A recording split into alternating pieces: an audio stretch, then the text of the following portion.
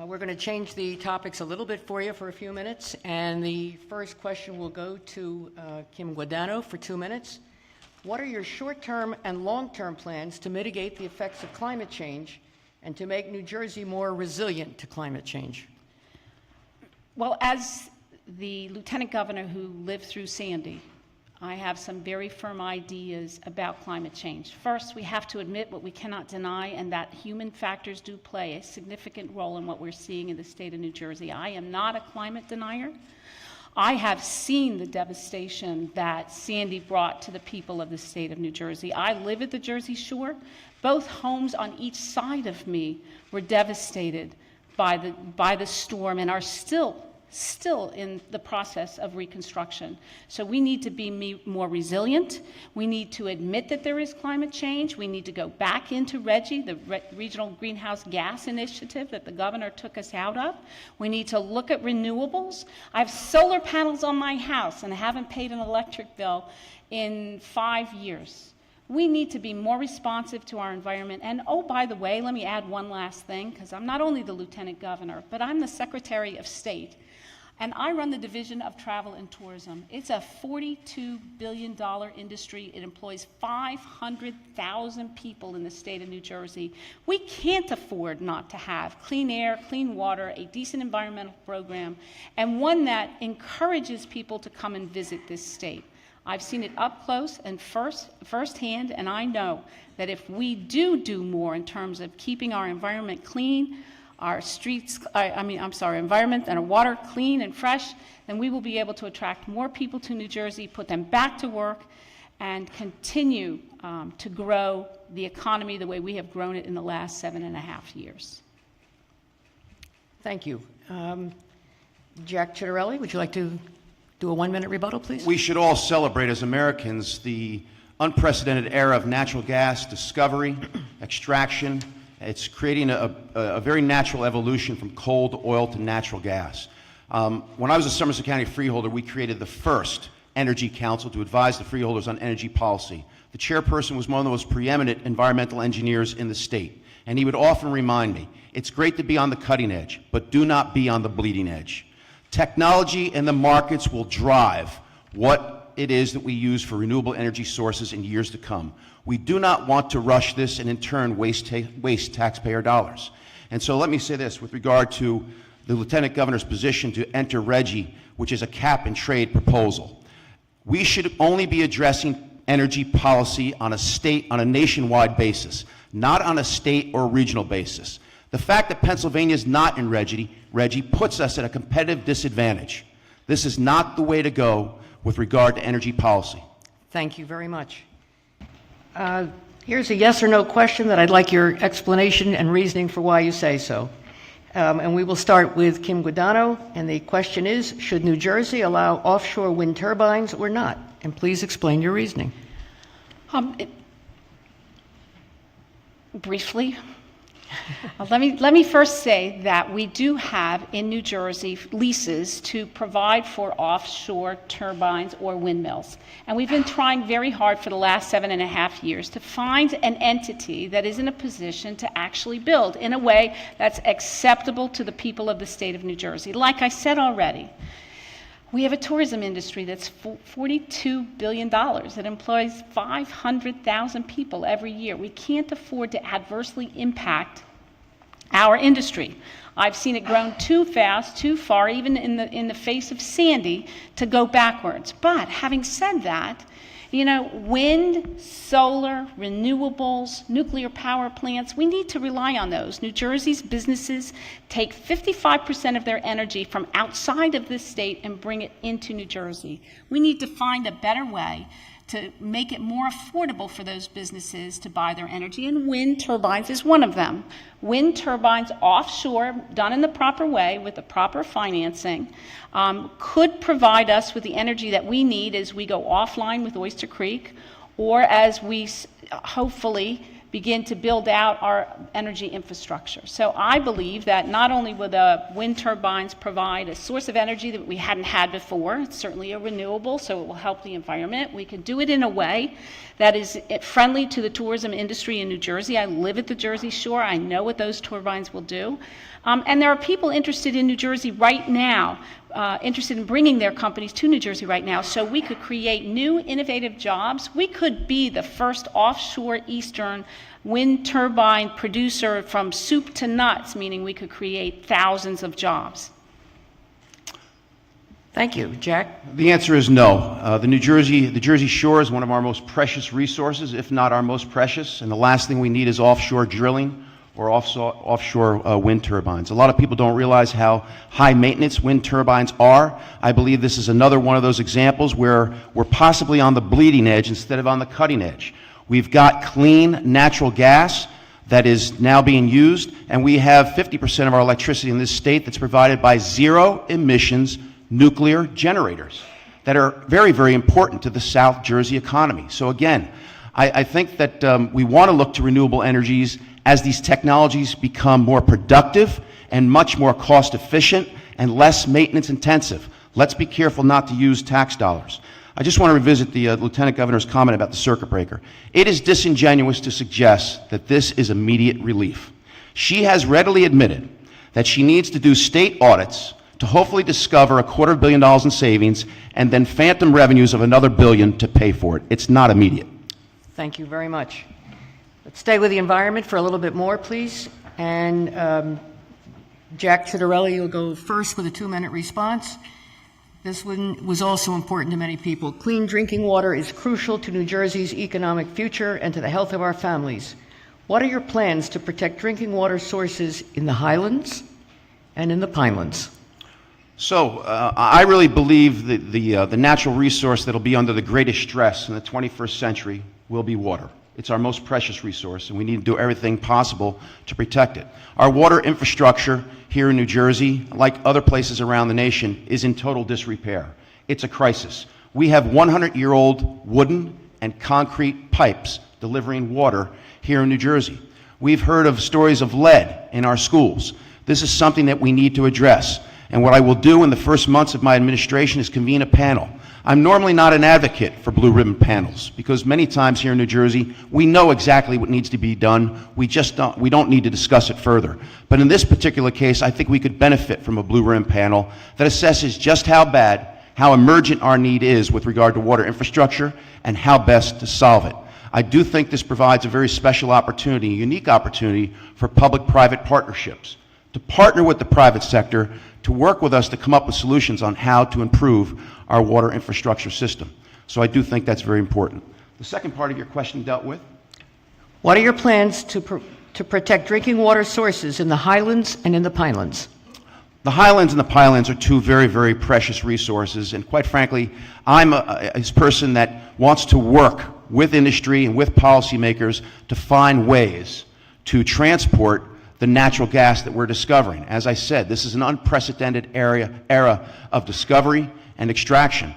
The challenge is, how do you transport natural gas?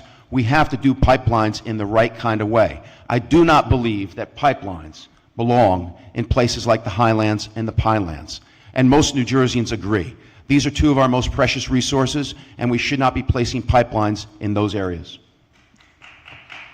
Please hold your applause. Thank you. Kim Guadagno? I don't know. I think applause on that one might be worthwhile. I know, but we're going to hold. Sometimes you just can't resist. And so for the Pinelands, to answer your question, in terms of pipelines, if we're talking about pipelines, you know it's a balance between the environment itself, the jobs that are created by the pipelines. I talked to Local 400 the other day, and I said to them, because they would be beneficiaries of a new pipeline down in South Jersey. And I talked to them, I said, you know what we need, and you're right about blue ribbon panels, but we need a sane way of making sure that pipelines are put in the right place, in the right way, and it needs to be an overarching, evidence, objective-based program so that we stop having the battles over pipelines and instead get the water and the other benefits that come from it, like jobs. And I want to get back to the circuit breaker for just a second. You know, the circuit breaker that we have provides benefits to 1 to 1.5 million people. Like I said, they are the most vulnerable people in the state of New Jersey today. That 1 to 1.5 billion people represents about $1 billion worth of money out of the account, which I'm not a CPA, I'm just a lawyer, could be about 4% of a $35 billion budget. Thank you. Next question, and we'll start with Jack Chitterelli. What do you plan to do as governor to improve public transportation within New Jersey, not just in and out of New York City? Well, with the gas tax proposal that passed, which I voted no on because it was a bad deal for New Jersey and Trenton at its worst, we do have $2 billion a year in funds now available for infrastructure. And we need to decide how best to prioritize those monies because infrastructure is the lifeblood to our economy. This is a sprawl state, so it's very, very, very dependent upon infrastructure. Let me say this, however. We are at a crisis of dependability, reliability, and confidence with New Jersey Transit.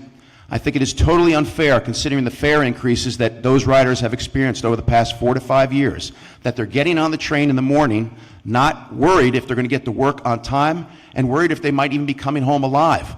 I mean, that's not to be melodramatic. If you talk to commuters, that's the way they feel. I think that what we have to have is an immediate reprioritization of the $2 billion in Transportation Trust Fund monies that are available and decide how best to deploy them to take care of the New Jersey transit issue first. I'm not suggesting that if there are bridges and tunnels in other places of the state that are in total disrepair, that people are in jeopardy. That should be addressed. But we do need to have an evaluation and a total reprioritization.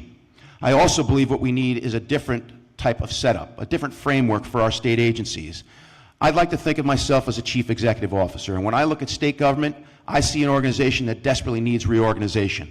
New Jersey Transit, DOT, motor vehicles should all be under the same roof. That would be greater for accountability, greater for transparency. I think it would also create the opportunity for a more fiscally sustainable model. Motor vehicles generates $1.5 billion a year in fees. Can we somehow create a model whereby the fees generated by transit, DOT, and motor vehicles make it more self-sustaining and more transparent, as opposed to those monies ending up in the black hole known as the general fund? Thank you very much. Kim? Thank you. Just very briefly back to the other question. I think the voters have a right to know that the Assemblyman's attempt to distance himself from the governor is disingenuous at best. I mean, he voted for the governor twice in 2009 and again in 2013, and he was even on the governor's presidential leadership team. So to try to distance himself right now is simply pandering, to use Jack's words. And then in terms of the trains, you know, I took the 546 from Little Silver to Newark for 12 years. I know what it's like to get on a train and need it to get to work on time. I know what it's when I had to meet a judge and try a case, and I know what it means if you don't get your train home on time when you can't meet the babysitter, and the babysitter is saying, I'm leaving or I'm going to charge you more. So the one thing the governor of the state of New Jersey has to be responsible for is making sure the trains run on time. When I'm the governor, I will audit Trenton, and as part of that audit, we will make sure that the money that is being spent on transit is actually being spent on transit. Thank you very much. The Hughes Center, and I have the honor of being your moderator for the evening. And that since I do now have your attention, and most of you were not in the first debate, I'd like to begin the evening by calling up one of Stockton University's most distinctive alumni, President Harvey Kesselman, for a few welcoming remarks.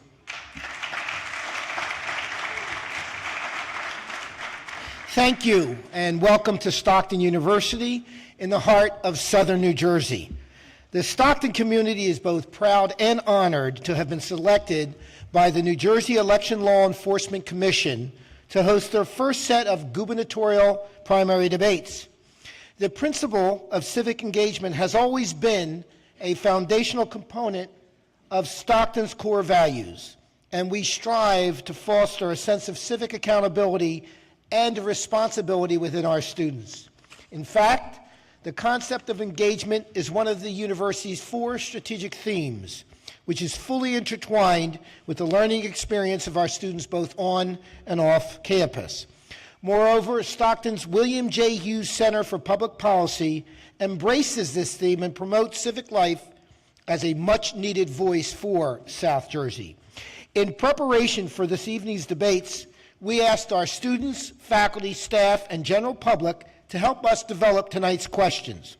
The questions presented represent the thoughts of many constituents, and we look forward to hearing the candidates provide their points of view.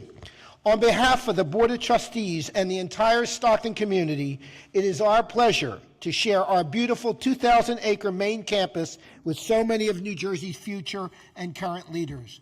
Likewise, in 4 years, we hope to see you all back in our new Atlantic City branch campus opening in fall 2018. Now I'll turn the podium back to your moderator, Sharon Schulman, and all the candidates. Thank you, and enjoy the rest of your evening.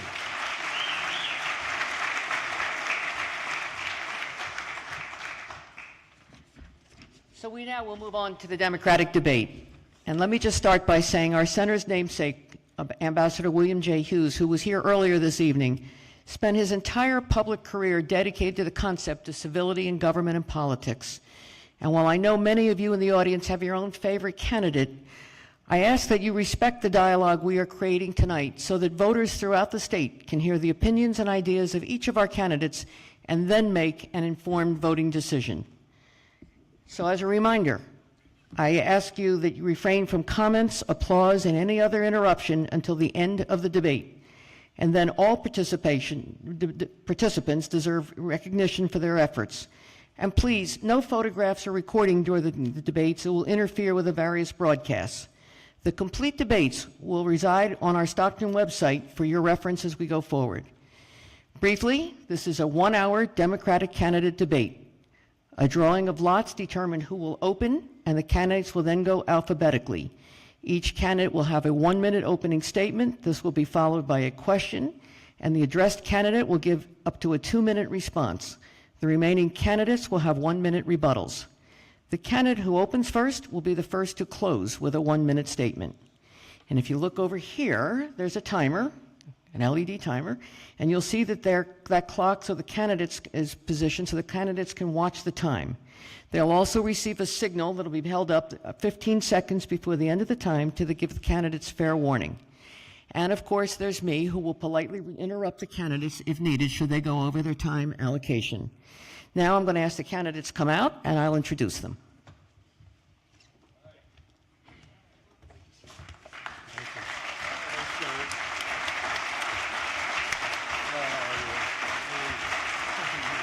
You're going to miss that chair.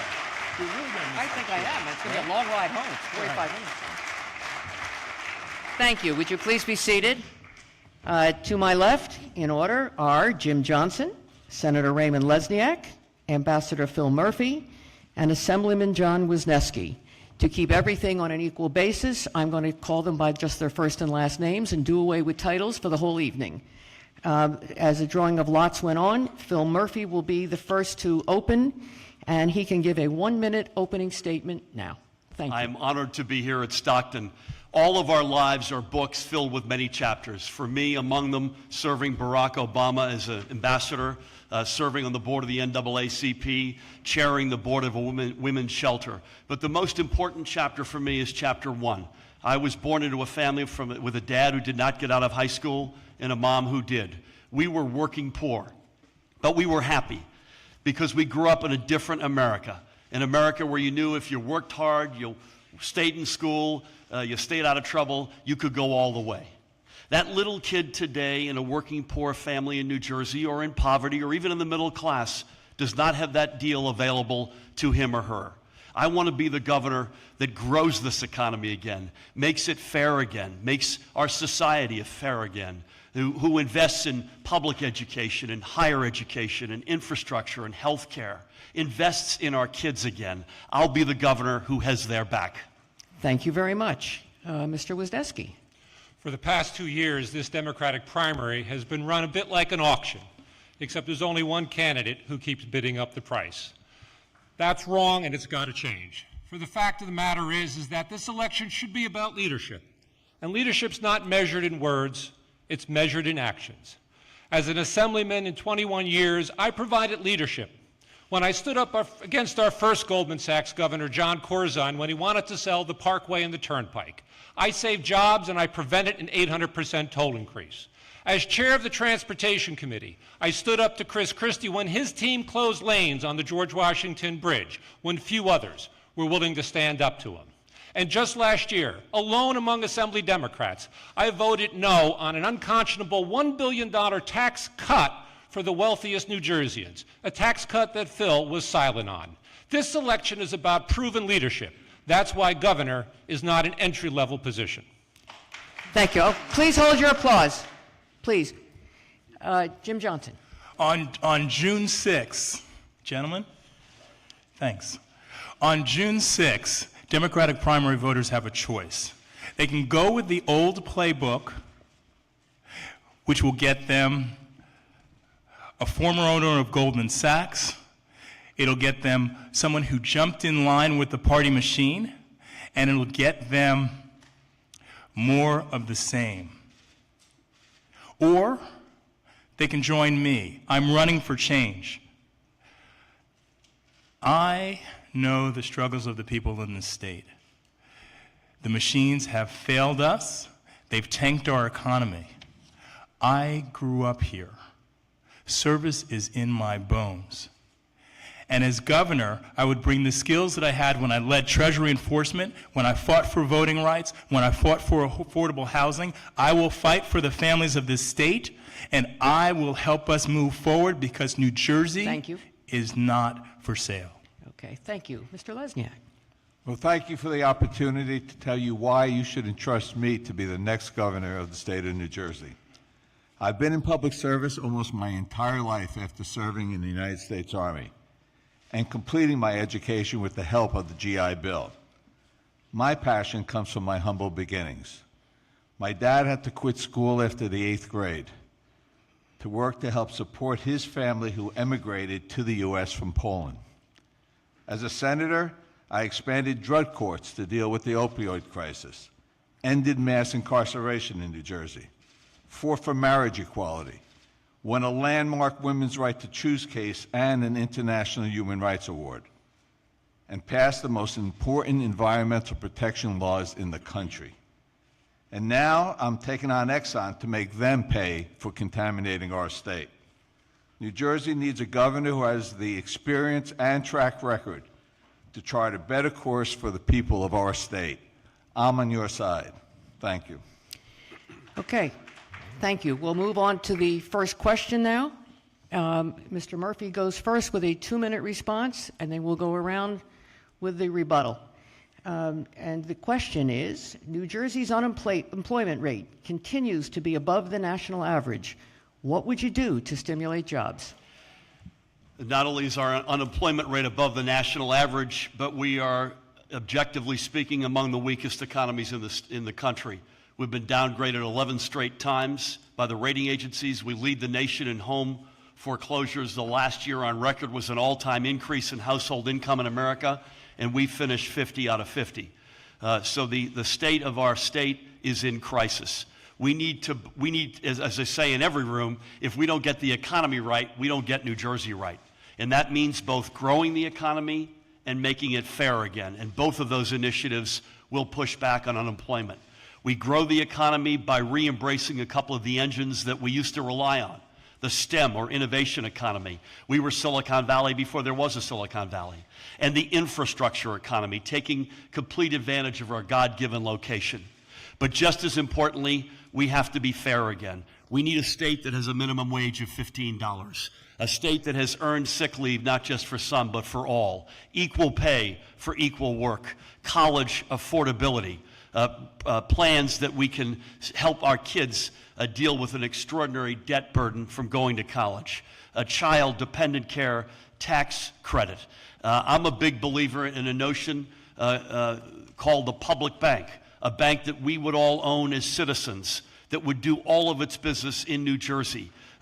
Student loans at better rates, small business loans, working with community banks, small-scale infrastructure loans in communities, all of which would contribute to not only a fairer economic New Jersey, but one that grows and one that creates jobs like we used to create in this state. We were a national economic model. We're no longer. We have to get back to that place. Thank you very much. Mr. Wisniewski. Well, we have to grow our economy by investing in transportation and investing in education. But we also have to stop the mistakes that have happened in the past, where our state government has gone for the shiny, attractive object that hasn't worked out. A state bank for New Jersey would be a disaster.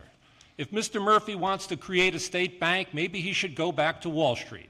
But the fact of the matter is that the one state bank that exists in the United States, in North Dakota, has said that no other state should try it because North Dakota has oil and gas revenue that they use to underwrite their state bank, and we don't. A state bank would put New Jersey taxpayers on the hook.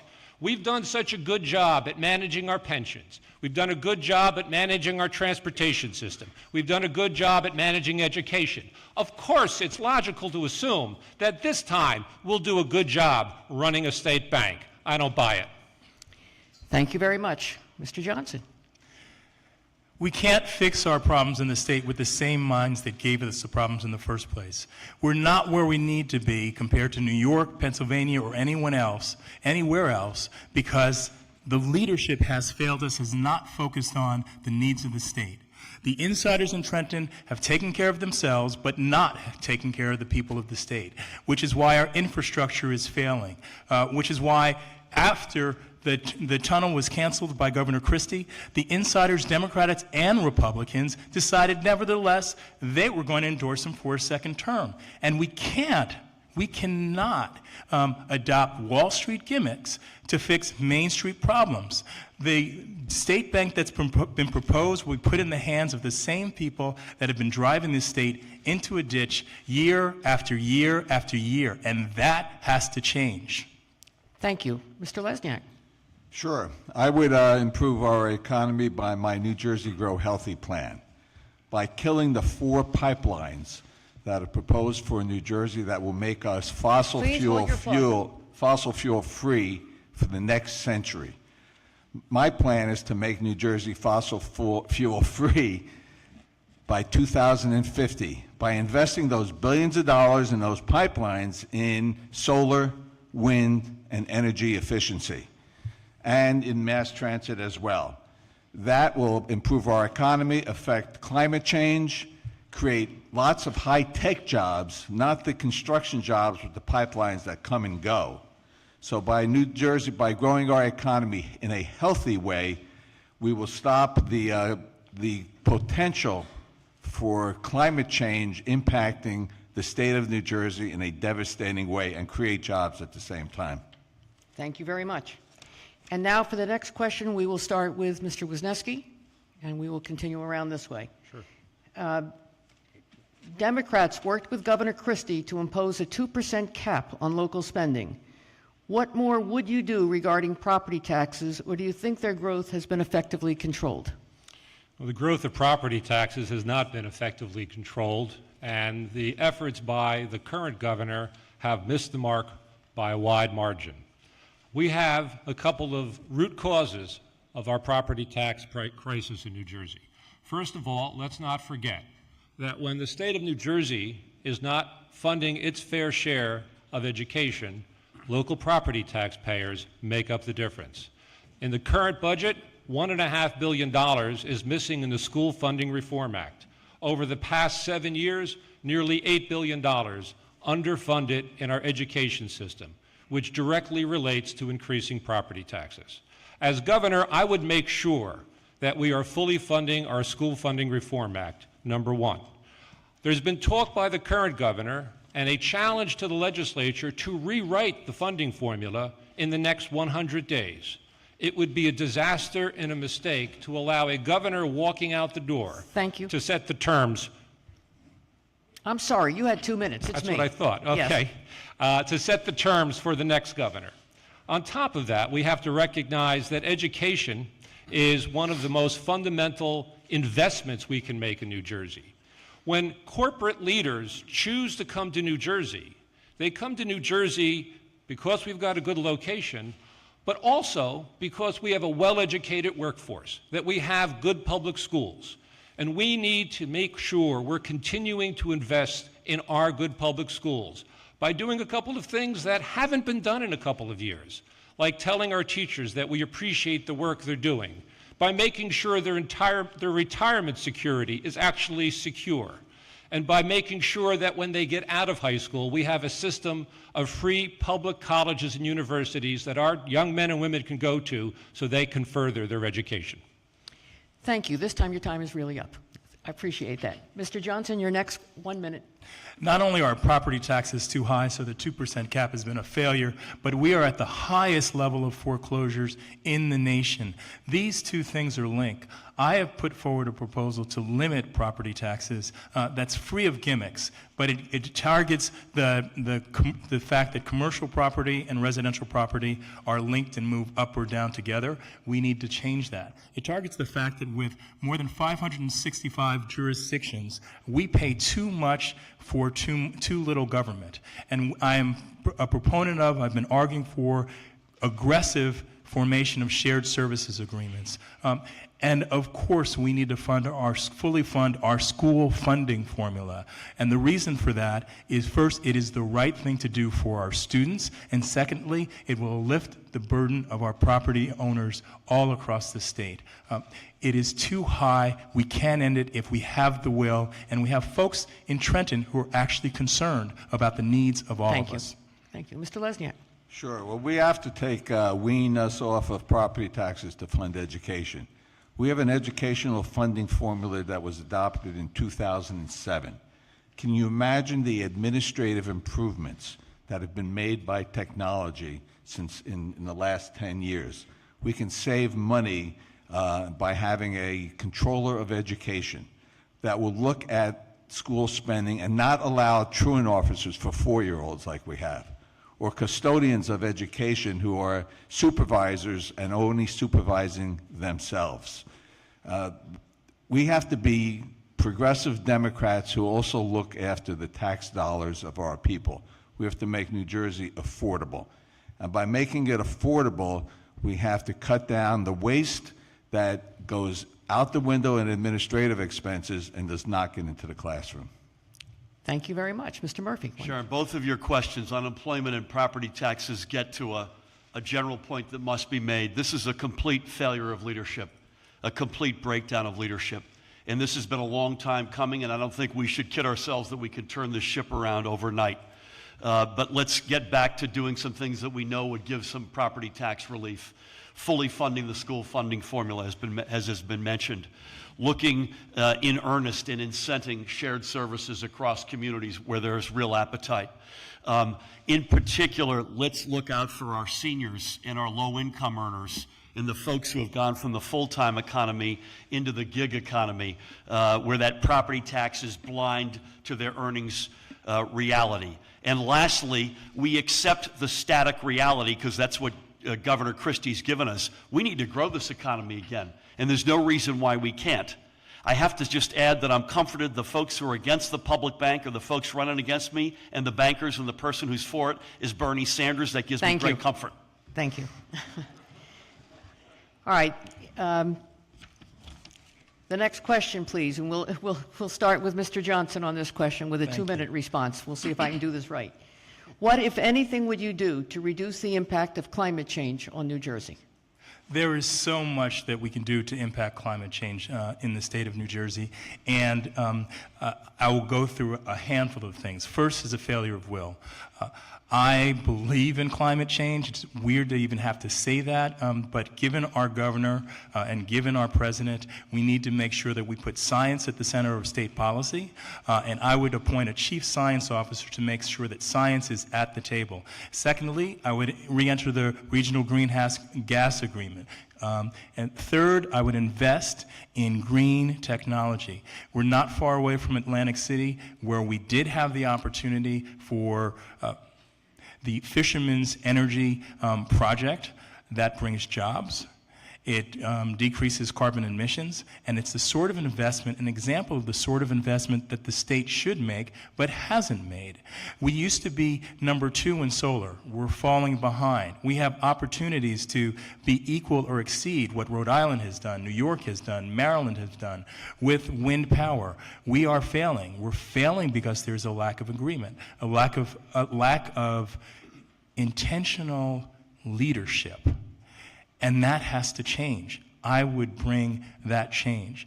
But we need to do more than that because we have a president and a leadership in the EPA that wants to take us back and undo the progress that we were on our way towards. And so as governor, I would make sure that even as the EPA moves to lower its standards, we keep them high and we look to improve them.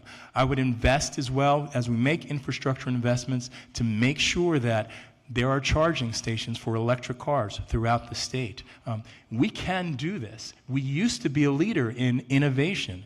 We should be a leader, particularly as the economy changes and we want to be on the cutting edge of emerging technologies. Thank you very much. Mr. Lesniak, 1 minute, Thank please. you. Well, first of all, New Jersey is at ground zero for climate change. A recent study said that within 50 years, 20% of the state of New Jersey can be underwater. And that's why my New Jersey Grow Healthy plan is so important. These 4 pipelines, the Pilgrim Pipeline, the Penn East Pipeline, the Pinelands Pipeline, there are 2 Pilgrim pipelines, will make us fossil fuel dependent for an entire century. By killing those pipelines and doing the solar and wind energy and investing in mass transit, we will help New Jersey fight climate change, and as governor, I will take that leadership to the National Governors Council across the world, because this is not just a New Jersey problem, it's a United States problem, it's an international problem, and New Jersey will lead the way. Thank you very much. No, please hold. Mr. Murphy. Like a lot of things, we used to be a national model, and under Governor Christie, we've lost our way. So we need to get back to the things that we know would fight back against climate change, rejoining the Regional Greenhouse Gas Initiative Collective, propelling solar energy forward, unleashing offshore wind. We think that there's the potential to generate 3,500 megawatts by the year 2030 in offshore wind. That would power 1.5 million homes in the state.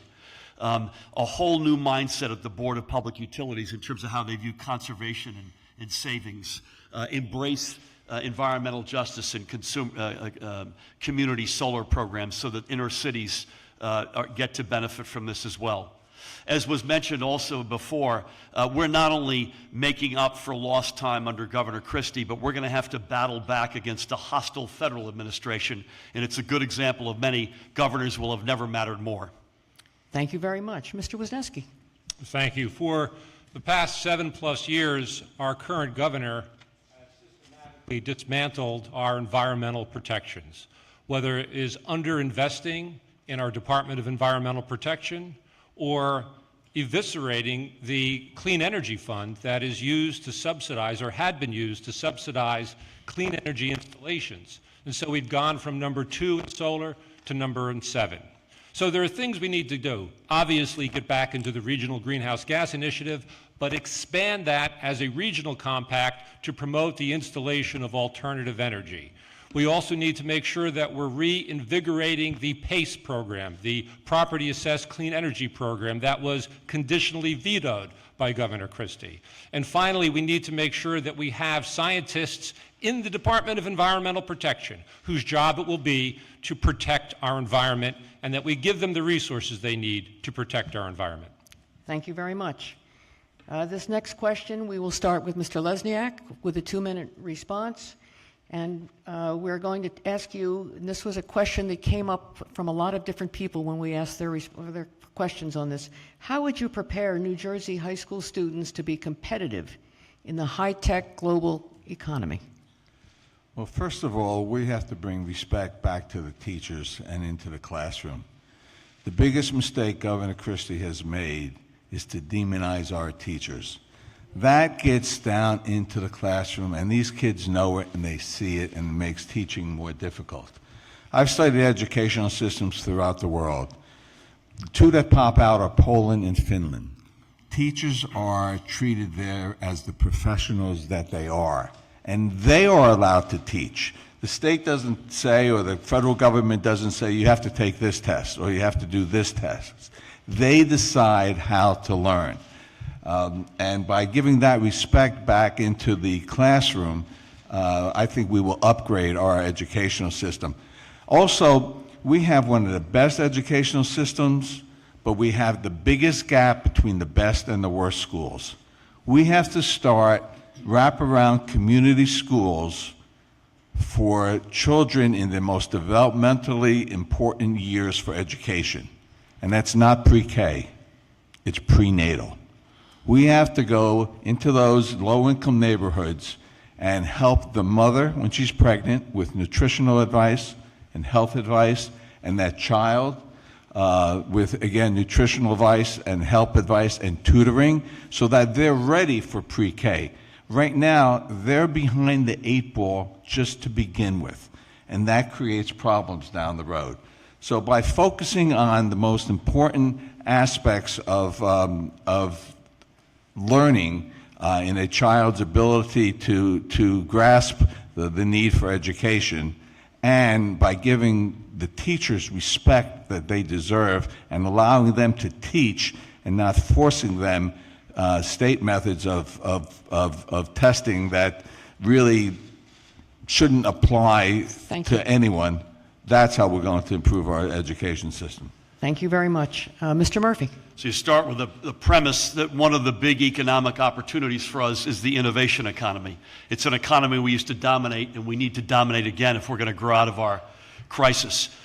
You begin by funding public schools. As has been mentioned, we had a landmark national model school funding formula that Governor Christie's underfunded by over $8 billion. Let's get back to funding our public education. Secondly, I echo the statements by Senator Lesniak. Let's put our educators back up on a pedestal and find ways to incent them to be teaching these STEM-heavy courses.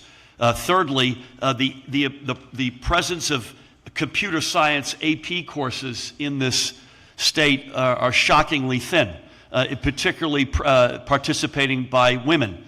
We need to find ways to get that to more of our students. Lastly, I was the United States ambassador in Germany. The Germans do that vocational technical thing really well. There are lessons I think we can pull from them and apply here. Thank you very much. Mr. Wisniewski. Thank you. How to make our children more competitive starts really simply with making sure we're investing in our public schools, which we haven't done because we have a governor who doesn't believe in them. That's got to change. But we also need to make sure there's a future. I was down here at a forum at Stockton a number of months ago, and I ran into a student, and I asked her if she was thinking about becoming a teacher. And she said, no, I don't think there's much of a future in New Jersey for teachers based on what I see going on. We are losing our future when we are discouraging young men and women to become teachers. We need to make sure that they not only understand that the school system will be funded, but they will have retirement security. We need to make sure there's enough educational days so that we have to get rid of the park test, which chews up 15 days every year. And finally, we need to make sure that we're giving them an opportunity at a competitive and good job when they come out of school by growing our economy. Thank you very much. Mr. Johnson. One of the beauties of campaigning is that you get a window in and a passport and an invitation into people's lives. And when you move into some of our cities like Trenton or in Newark, and you talk to the children, you get a very strong sense that they have the sense and their parents have the sense that they have been left behind. Starting with high school to try to make our young people competitive is too late. From kindergarten to 3rd grade, children are learning to read, and afterwards they're reading to learn. So a program needs to do this. The governor needs to make sure science is important. We need to provide pre-K education, after-school programs. In Newark, there's a program called Tech World, phenomenal opportunity for young people to learn about science. It is a phenomenal thing that we actually can do if we make the investments at the right time. And to do that, we have to care deeply and see what those needs are and answer them. Thank you very much. We are now back to Mr. Murphy for the 2-minute response. The question is, what is your actual plan to develop clean, renewable energy sources? This is one we've touched on a bit, but we've put out a plan that envisions a 100% clean energy economy by the year 2050. I was proud to have been endorsed by and spoke to the National Convention of the League of Conservation Voters a couple of weeks ago, and their leadership said that if by putting this plan in place, we would set the bar nationally.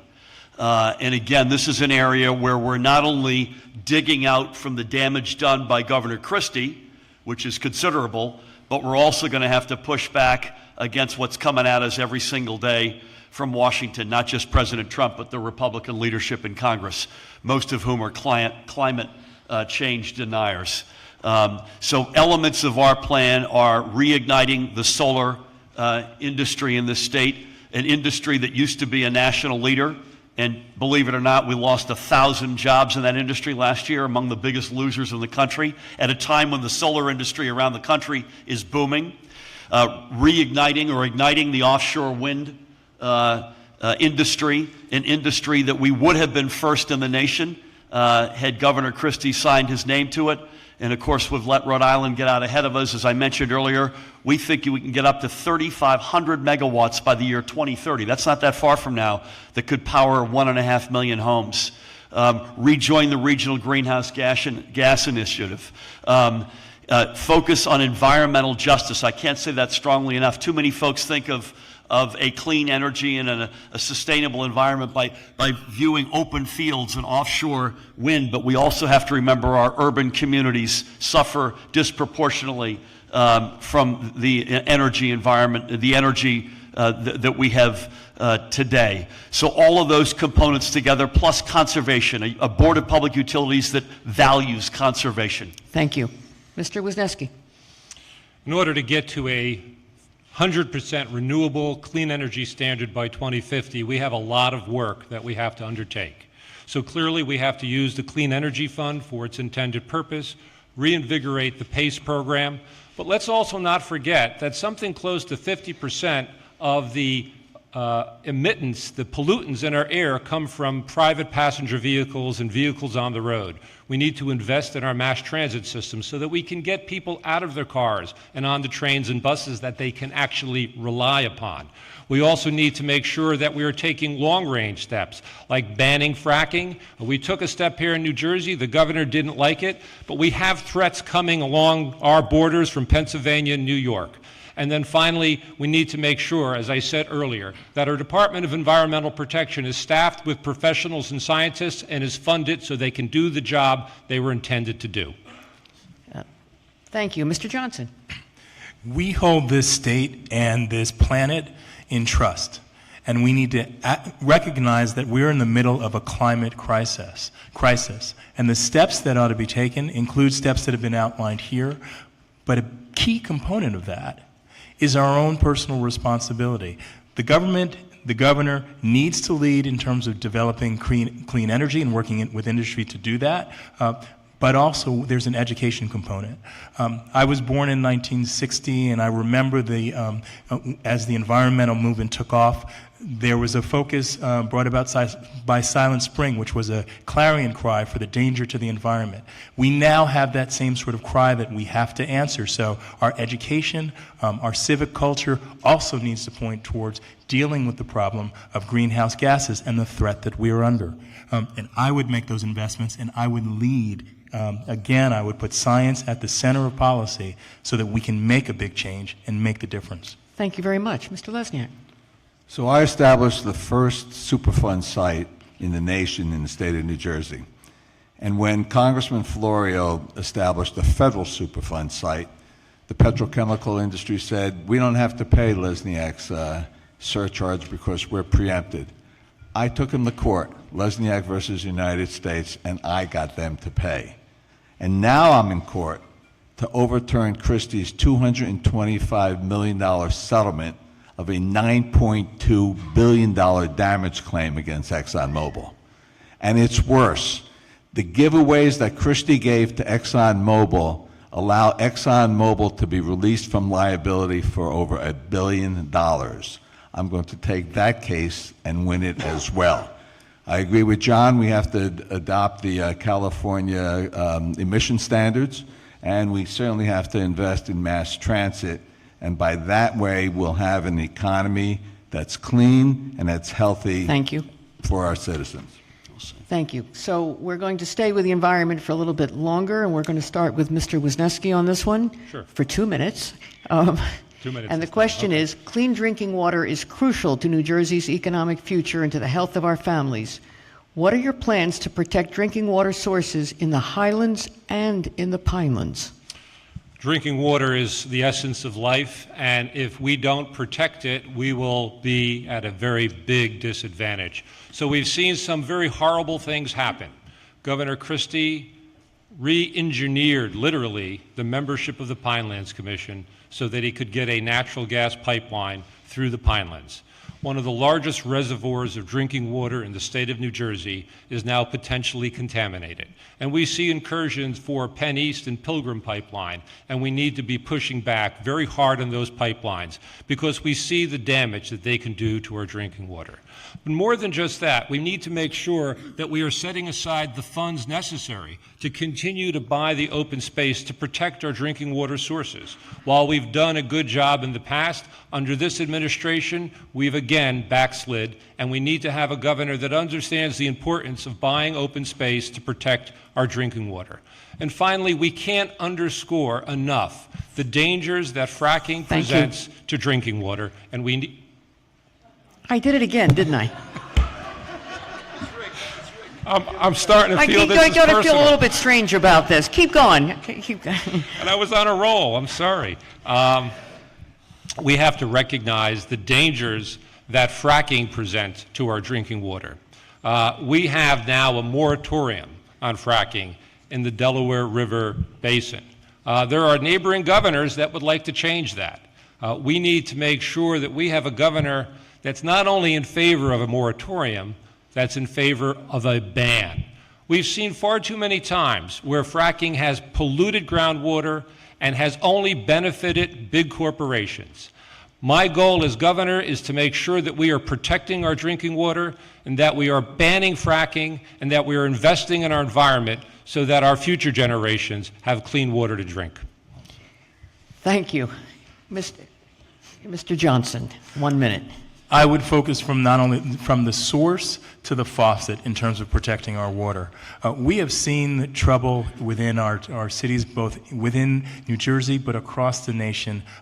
Flint is a nightmare that shouldn't be here, and the governor should be, and I would be focused from the source to the faucet. More than 15 school districts have lead in their water in this state, and kids are drinking water from plastic bottles rather than just being able to go to the water fountain. So my ethics proposal would help part of the problem. I would make sure that our water commissions actually have people that know science and are expert in these areas and are acting with a public purpose in mind. Secondly, I would focus on new technologies to remove lead from the water and make sure that our environmental standards reflect new knowledge and the new materials that we've been putting in our water and in our environment that has to be cleaned out. And now Mr. Lesniak, please. So it won't surprise you to learn that I sponsored the first Safe Drinking Water Act in the country to test for hydrocarbons. And along with that, established the Drinking Water Quality Institute, an institute of scientists to bring up to date, as science advances, the contaminations that should be tested for and eliminated from our water supply. Since Governor Christie has been in office, the Drinking Water Quality Institute has recommended 12 chemicals to be tested for. And guess how many Governor Christie has adopted? 0. So I have been the leader in protecting our water supply. Indeed, I was the floor general in the Assembly when Governor Byrne passed the Pinelands Protection Act. So my entire career has been focused on clean water, clean energy, and a clean economy, and a clean New Jersey for all of us to live in.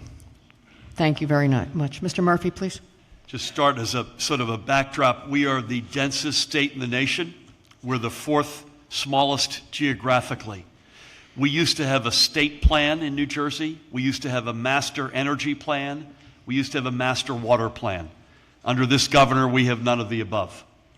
We have 2 extraordinary entities in the Pinelands and the Highlands. almost unique, at least on the East Coast, if not in the country. The Highlands, I think alone accounts for water for around upwards of 5 million of our 9 million residents. As has already been mentioned, we cannot have the referee in the tank for one of the teams. The oversight of both of these entities have been politicized. We must get back to the fair and balanced oversight that is consistent with the initial intention of each of these commissions, and that must be a matter of highest priority. Thank you. For the next question, this comes from a Stockton staff person. We're going to start with Mr. Johnson. I'm going to try not to cut him off and see if we can do this right. The state pension fund has been raided by both Democrat and Republican governors, creating a huge shortfall. What would you do to make the pension system whole, and can New Jersey taxpayers afford it? In my opening statement, I talked about the fact that our government at the top levels has not served the people, and the pension crisis is a key example of that. Democratic and Republican leaders have acted without care for people who have kept their promises, have done their jobs, and have made their payments into the system. That is wrong. And as governor, I'd be prepared. I say that now, and I say that as a person who almost lost a family home because someone made a promise to my family and didn't keep it. And I know I've spoken to people who are relying on pensions, that is a real concern. And I've heard from people who are worried about not being able to retire when they want to retire. So what would we do? We need to get the math right. Our overall budget situation is a mess, and we need to consider raising the estate taxes to make sure that we're adding more revenue. We need to make sure that we are making the payments that we're committed to, but taking a hard look as we have new employees coming on as to whether or not we can afford to make the same pension payments going forward. These are crucial issues, and we can't fail. What I wouldn't do is go in and ask for even more sacrifices from those who have currently paid into the system and are relying on that for their retirement. That's something that's untenable. I would open up the budgeting process so we see where all of the money goes. It has worked in places like Massachusetts, where we know what the budget assumptions are. They do. They have third parties that validate the budget assumptions, and you don't end up at the end of a year the way we seem to do in New Jersey, which is, oops, we don't have the money. That is unfair. It's not right. And as governor, I would not permit it. We should see where the money is going. We should protect those who have been serving us, and we should keep our promises, and I intend to do that. Thank you very much. Mr. Lesniak, please. Well, thank you. Certainly no employee, public or private, should have to worry about the integrity of their pensions.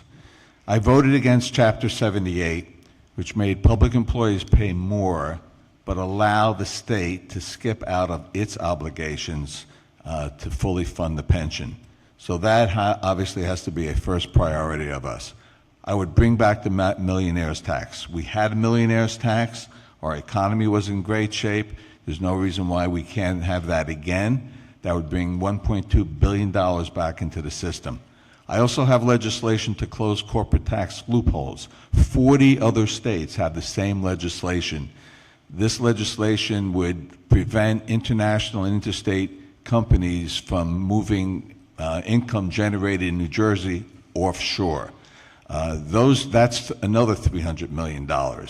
That will be enough money plus reforms in the budget to secure the pension payments for all of the public employees in the state of New Jersey. Thank you. Thank you very much. Mr. Murphy, please. We used to be a state that was respected and trusted, and no one knows better than public sector employees that we're no longer trusted. They know it. Rating agencies that have downgraded us 11 straight times know it. Businesses know it. Our kids leave the state in record numbers to go to college and to leave after college. We must stand up for the obligations that the state has agreed to. No more welching on those obligations. And we have to find the money. We have to become a state again that people trust, whether it's the millionaire's tax, closing corporate loopholes, closing this ridiculous carried interest Wall Street loophole, closing the out-of-network healthcare loophole, which costs individuals and the state a lot of money. Getting hedge funds out of the business of managing our pension assets. They charge an arm and a leg. They return nothing at best. Legalization of marijuana, by the way, is a big potential money spinner. We have to find the money. This is a question of trust. Thank you. Mr. Wisniewski. 1 minute this time. 1 minute, I Okay. promise. All right.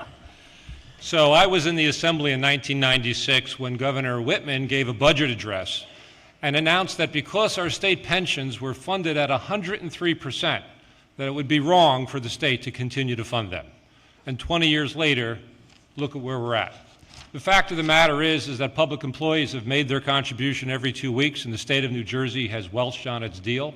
And the state of New Jersey needs to stand up behind its promises. A promise made is a promise kept. But let's talk about where the money comes from. We need to look at the millionaire's tax. That's $1.1 billion. We cut the sales tax 1/8 of a cent. I know you're all very, saving up those eighths of a penny every day. But that's $600 million hit on the budget. We need to look at legalizing marijuana, closing corporate loopholes. That's another $600 million. We have the money that we can raise to make sure we're meeting our obligations and funding our public education that we have an obligation to do. And as governor, I'm committed to doing that. Thank you very much. And now the next question, we start with Mr. Lesniak, and I'll try and remember to give you a full 2 minutes here if we can do this. What potential problems do you see if New Jersey was to legalize recreational marijuana use and expand medical marijuana use? Interesting, because I struggled with this question for quite a while until recently. I have founded the only public recovery high school for children with substance use disorder. And it was very difficult for me to come out in favor of legalized marijuana. But I looked at the Canada report. Canada is going to allow legalization of marijuana in 2018. And they're going to have protections in there so that children aren't exposed to it. There's advertising, there's treatment, and there's an infrastructure in place so that it doesn't be exposed to the youth who we certainly want to keep it away from. As a matter of fact, tomorrow I'm receiving an award from Rutgers University, Champion of Recovery. We have these children who relapse, who go to rehabilitation, go back to their original schools, and get offered drugs and alcohol the very next day. The school that I founded gives them a safe haven. As a matter of fact, our first graduate finished her first year at Rutgers University, my alma mater. So I'm very proud of that.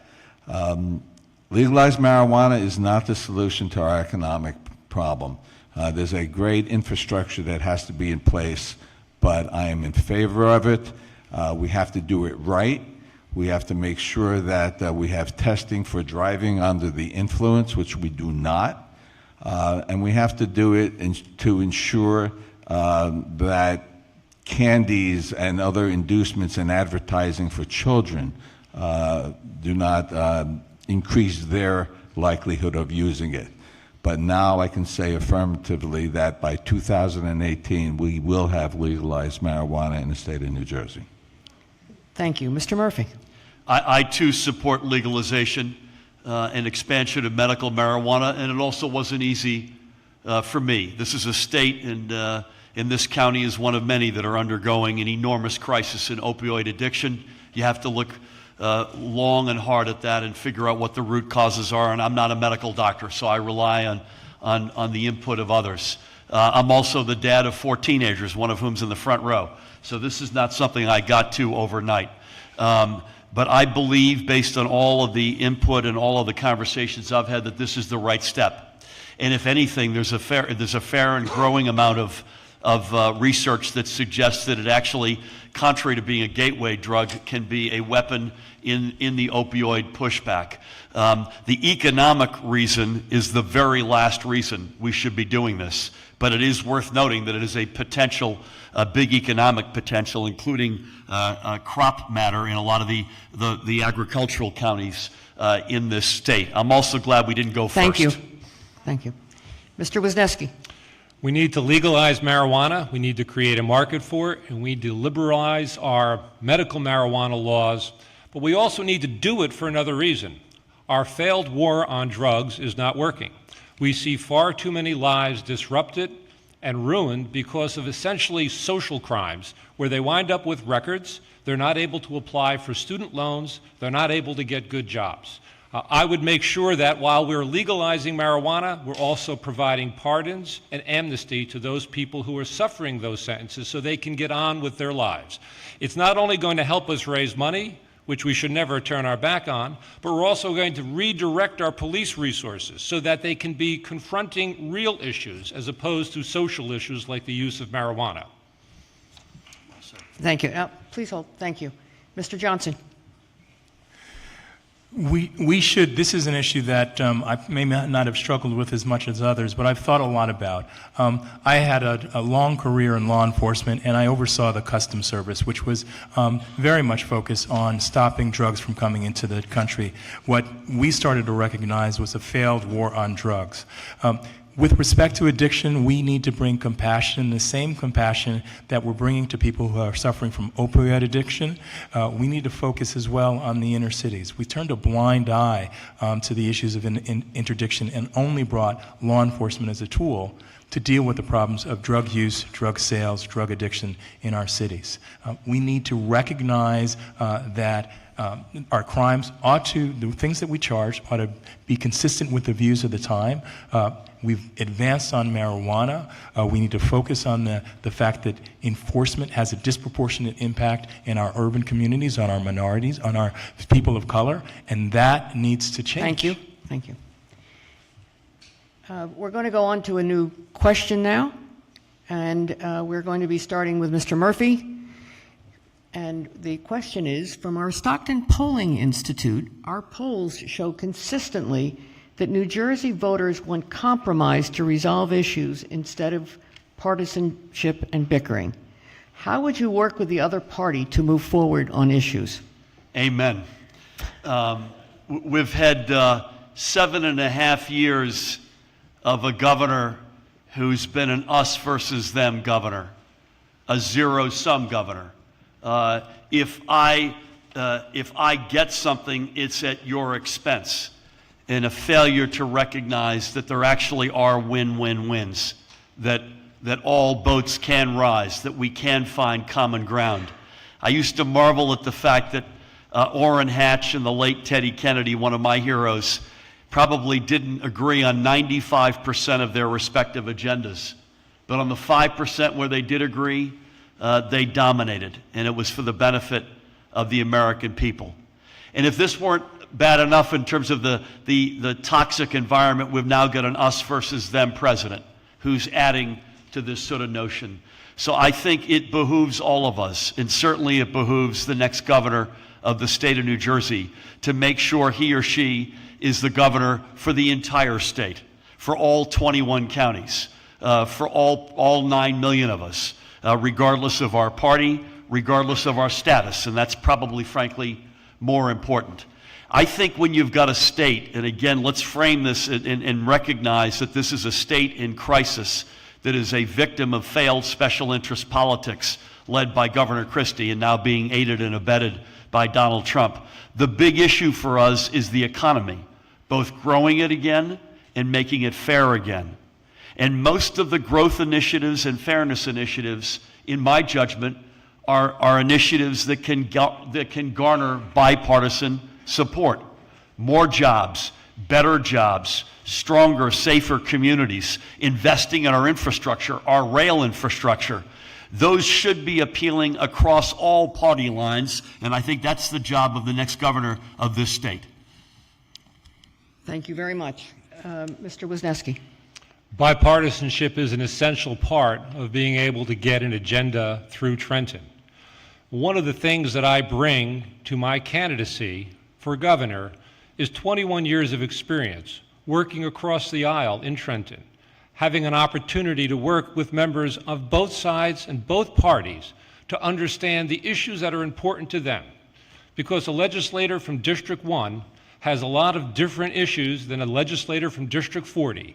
And if you serve with them and you understand those differences, it makes you a better leader. But we also have to recognize that the political system in New Jersey really makes it hard for bipartisanship. when you have 21 county chairs who rule with an iron fist, who dictate to their legislative delegations how they will vote, bipartisanship takes a back seat, and that political system has to change. Thank you. Please stop. Please hold it. We're almost there. You can all applaud later. Mr. Johnson. I understand the spirit of the question, but in the age of Donald Trump, there are some times that we're just going to have to fight. And there are some issues that we're going to have to take a hard line on. Within this state, I do believe, and I have worked to bring people together. I was chair of the Advisory Committee on Police Standards that was helping to resolve issues about racial profiling by state troopers on the Turnpike and in Garden State. We brought together law enforcement and the civil rights community, ended up developing a report and legislation that was approved on a bipartisan basis by overwhelming numbers by the time we finished our work. How we did it, we did something unusual for people in the political process. We brought citizens in, and our current process keeps citizens out. We listened, which is also unusual, particularly for politicians, but I believe you don't get any smarter by talking. And we moved the ball forward. We opened up a process. It gave people confidence in the results. It wasn't resolved in the back room. It was involved in the public, and it was resolved together. Thank you very much. Mr. Lesniak. Sure. Well, I have a lot of Republican friends, but the deals that have been made by the Democrats and Republicans over the 8 years have been bad for the taxpayers of the state. I stopped a political deal with the Democratic leadership and Governor Christie to politicize the Rutgers Board of Governors.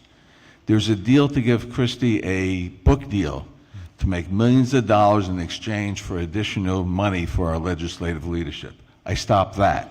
On Monday, there's another deal I'm going to stop. I'm going to go in court to get a temporary restraining order to stop this now $500 to $700 million State House renovation that started at $38 million. We can't afford a $500 million renovation for the State House.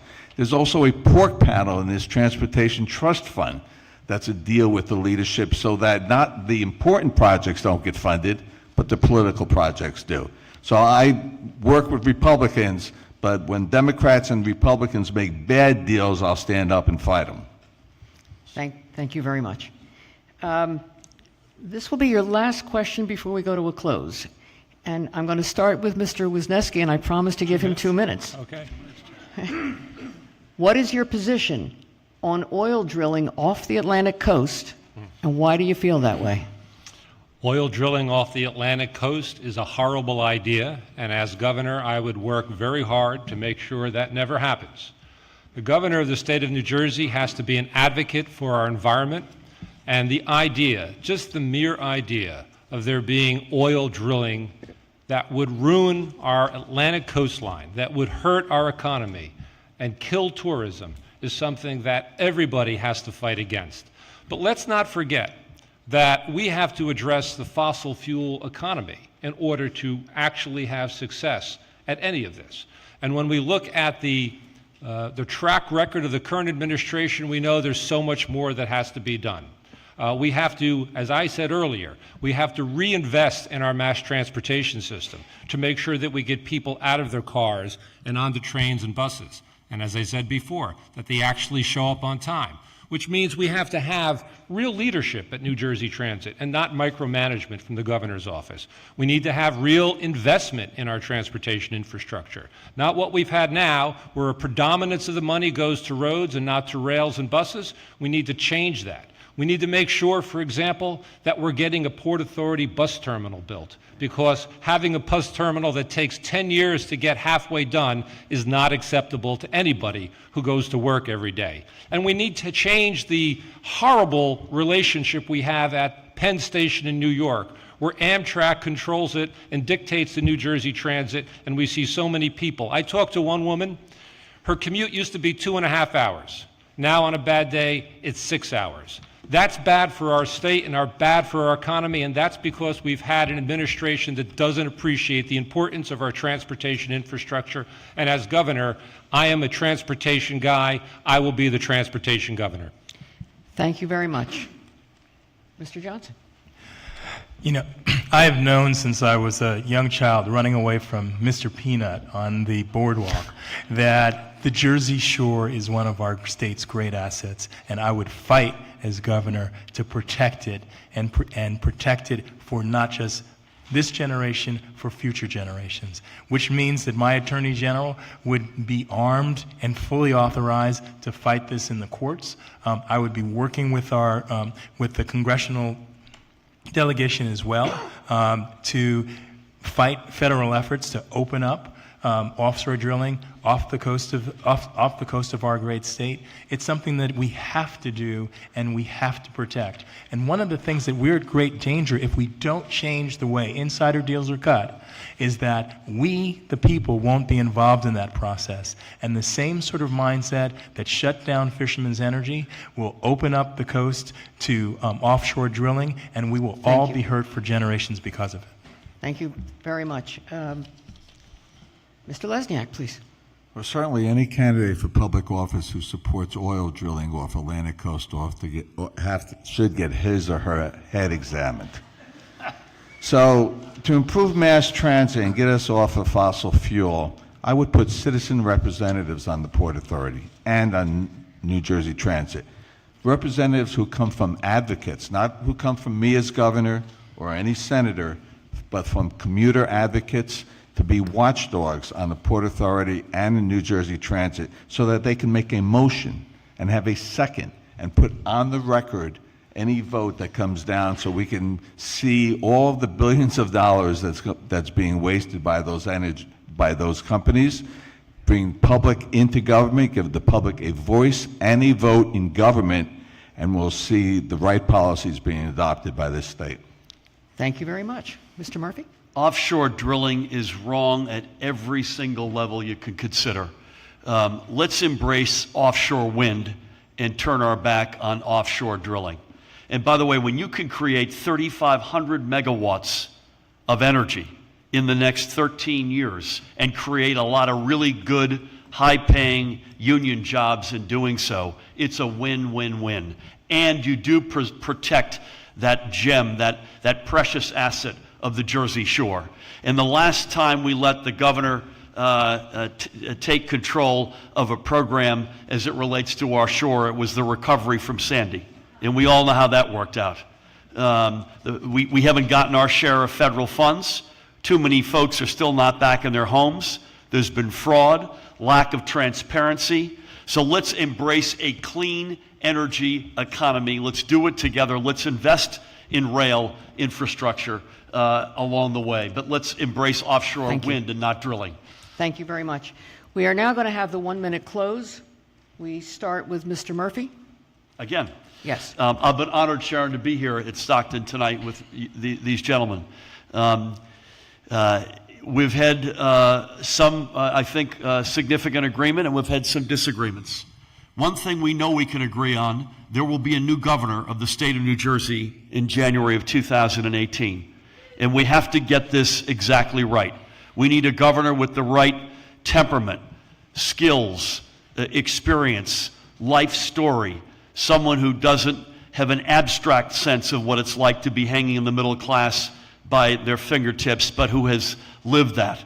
A governor who will grow our economy and make it fair again. And importantly, and as importantly, make our society fair again. And get us back to standing for the things we used to stand for, funding Planned Parenthood, signing sensible gun safety laws, accepting the reality of climate change and doing something about it. I humbly ask for your support on June 6th. I will be a governor who has your back. Thank you. Mr. Wisniewski. Sharon, thank you, and thank the Stockton University and the Hughes Center for organizing this tonight. In 28 days, the people of the state of New Jersey are going to pick one of us to be the Democratic nominee for governor. That's a job that falls to all of you, to make a decision about where New Jersey's future best lies. Do we need to have a repeat of our practices of the past, or do we need to move into new territory? Because we know the challenges that face us are enormous. Funding education, making sure that literally the trains and buses run on time, protecting our environment, and growing our economy. But we've seen too often that the reasons we haven't been able to succeed is because of the typical Trenton transactional politics that holds us back. I've got a 21-year record of standing up to the special interests and the party bosses. I'm here tonight to ask for your vote. Some say the things we're talking about are impossible, but I believe with the right kind of leadership, nothing is impossible. Thank you very much. And Mr. Johnson, hold off, please. I want to ask everybody one question. If we continue to play by the same old playbook written by the same insiders, do you think your lives will be any better? I don't think the answer is yes. And that's why I'm running for real change.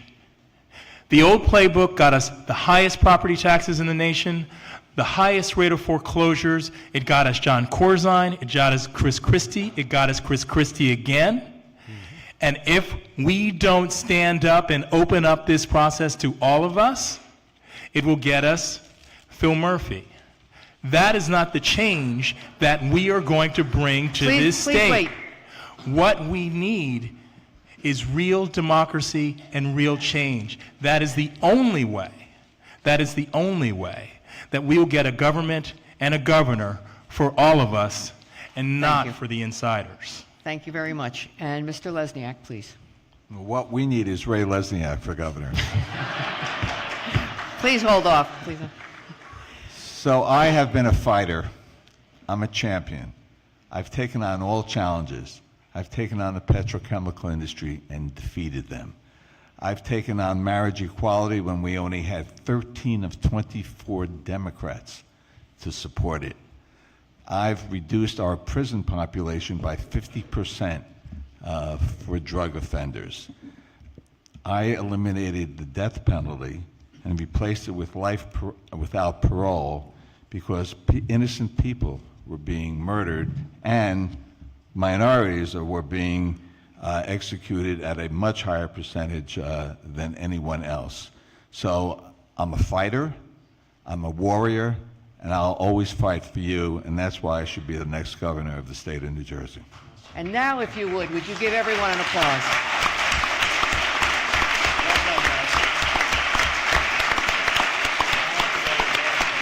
Thank you, gentlemen.